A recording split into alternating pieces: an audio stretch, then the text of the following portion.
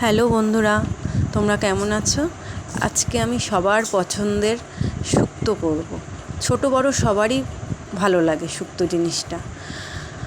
তা আমি শুক্তো করার জন্য আমি সমস্ত সবজিগুলো কেটে ধুয়ে নিয়েছি।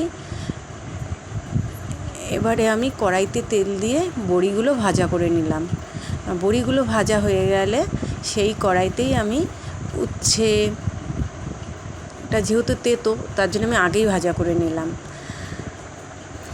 সেই একই কড়াইতে সব এক এক করে সব সবজিগুলো ভাজা করে নেব।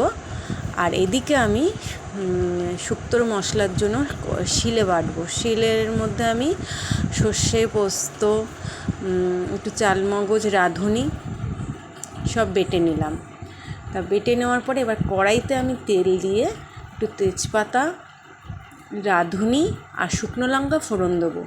সেই ফোড়নটা আমি একটা বাটিতে তুলে নেবো। এটা আমি লাস্টে দেবো। এটা তোমরা অন্য কড়াইতেও করতে পারো, কিন্তু আমি এই একই কড়াইতে এটা ভেজে আমি তুলে রাখলাম। এবার সেই কড়াইয়ের তেলে আমি যেই মশলাটা আমি বেটে রেখেছিলাম সেই মশলাটা আমি দিয়ে একটু কষাবো। একটু নাড়াচাড়া দিয়ে তার ভেজে রাখা সবজিগুলো দিয়ে দেবো। আমি দিয়ে একটু নাড়াচাড়া দিয়ে অল্প সামান্য জল দেবো। যেহেতু দেখো পেঁপে, রাঙা আলু, তারপর অনেক সবজি যেমন সেদ্ধ হয় না ভাজা দিয়ে দিলেও, তাই আমি অল্প জল দিয়ে একটু ঢাকনা দিয়ে দেবো। তার ঢাকাটা দেওয়ার পরে তুলে তারপর আমি এক বাটি দুধ দিয়ে দেবো। দুধটা দিয়ে যখন ফুটে উঠবে তখন ভেজে রাখা বড়িগুলো দিয়ে দেবো।